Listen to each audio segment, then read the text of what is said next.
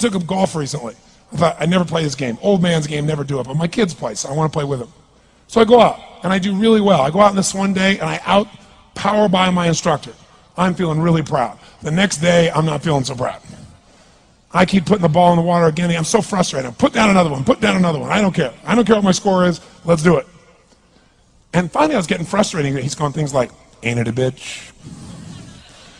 This is golf. And I'm going, bull. I said, you're a terrible instructor. I said, because I should at least be consistent at whatever shitty level I can achieve. I said, I know I'm not Tiger Woods, but I should be able to be consistent, and you're just telling me it's difficult. Telling me it's difficult is not helping. Tell me what to do. He said, well, actually, you're only a little bit off. I said, could have fooled me. He said, no, you're about a millimeter or two off. I said, you're joking. He said, no, watch this. He said, I didn't teach you this yet.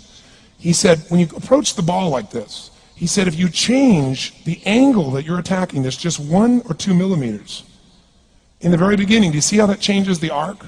This one, instead of being on the green, by 1 millimeter, now you're in the water. 1 millimeter over here, you're in the sand. And he said, and also you're hitting the ground by 1 millimeter sometimes. You're not stroking it, just 1 millimeter. I thought, what a great belief system that when all hell's breaking loose and nothing's working, that you're only 1 millimeter off. Because most people think it's impossible, so they give up. Isn't that true? And in real life, it's true. So 2 days later, I'm going to see one of my clients. I do a lot of coaching, and I have a man who's the top plastic surgeon in the world. He's going through some tough times in aspects of his life. But this is a guy that gets paid by Sultan of Brunei $1 million to fly over and do 3 people's faces. He is the #1 plastic surgeon in the world. He can make anyone who's ugly look spectacularly beautiful. He showed me pictures of a woman who's 84 years old. He made her look 40 and gorgeous, no exaggeration. But you know what? I'm waiting for him in his office, and he's still in surgery. So he's got a new book he's creating to teach other surgeons around the world. And I'm going through it, and it's got pictures of, the top 100 supposedly most beautiful women in the world's faces. And then men. I wasn't paying attention to that one. I just kept turning the pages, right? But I noticed something. He's got all these measurements. And he has mathematically calculated what it takes to make someone look gorgeous, man or woman. And it's a few millimeters. Interesting. For example, on a woman, the distance between the top part of your lip and your nose, this little distance, the measurement of that, if you're beautiful, gorgeous, is the same size as your eye. If it's 1 millimeter more, you have an average face. If it's 2 millimeters more, you are butt ugly. Okay. The difference between butt ugly and gorgeous is 2 millimeters. He's got about a dozen of these little 1 or 2 millimeter changes he makes, and it's a different person. It is unbelievable. So a very powerful belief to leave today with would be, nothing's working, I'm 1 millimeter away. What little thing going to change? And when I do, it changes everything. Because I'm heading this direction, I make this little shift. You take that out an hour from now, a day from now, a week from now, a month from now, you have a totally different destination from that direction. But the 1 millimeter change, I'll show you one of them right now. Check this out. Stay in the state of certainty. Some of you lost it. Intensify it, whatever it takes. Intensify. Make your move. Come on. Make your move. Say yes. Say yes. Say yes. Say yes. Now feel that in your body. Don't let go of it. Now watch. Here's the difference between being certain and being uncertain. Did you see that? Certain, uncertain. See if you can find that little spot between the two, where you drop just a little bit of your chest, and you feel it drop, and come back up. And drop it. How many can feel that difference between where you really feel it, now intensify it, and where you dropped it? Is it a tiny difference, yes or no? Yes or no? Now, could you condition yourself to feel great in this state? Yes or no? So what I want you to do is give yourself that opportunity. So the way we're going to do is very simple. We're going to go in a peak state. And then we're going to train ourselves. Because guess what? If you're in this state of certainty, and all hell's breaking loose in your life, people can't figure out, you go, move, I'll handle it. People go, he's so lucky, he's so confident. No, here's what I've created for my life, and anyone I know has succeeded. I'm a 17-year-old kid from Azusa, California, with no real education other than self-education, with no background, with parents that did their best, all of them, with no money, but I did one thing. I love people, and I had an enormous demand I made upon myself, and I sculpted my mind and my emotions to get me to do whatever it would take to achieve and to contribute. But to do that, I did it by using my body and changing my focus.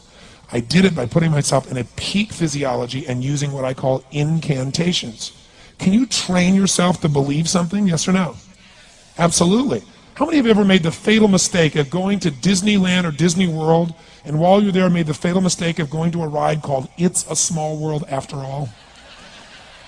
What happens for about a week after you're out of that damn place? You're still singing this thing in your head in 24 languages, right? Well, let me tell you something. How many of you have things when you want to go achieve them and this part of your voice goes, oh, it's not going to happen, or forget it?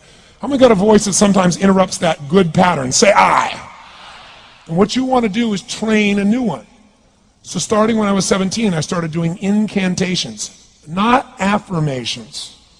Affirmation, you go, I'm happy, I'm happy, I'm happy, I'm happy, I'm happy. What's the problem? You haven't changed your what?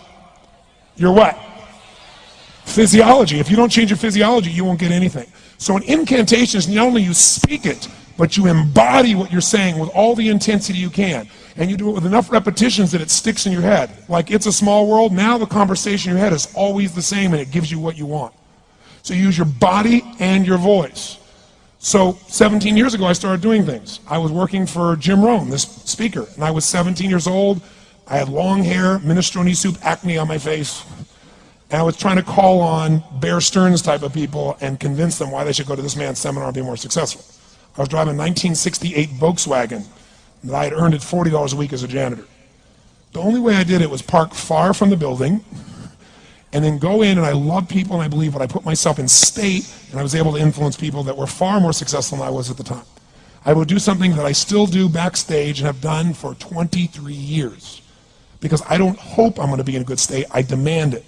So I do an incantation using my whole body. I'd say, I now command my subconscious mind to direct me in helping as many people as possible live today to better their lives by giving me the strength, the emotion, the persuasion, the humor, the brevity, whatever it takes to show these people and get these people to change their lives now.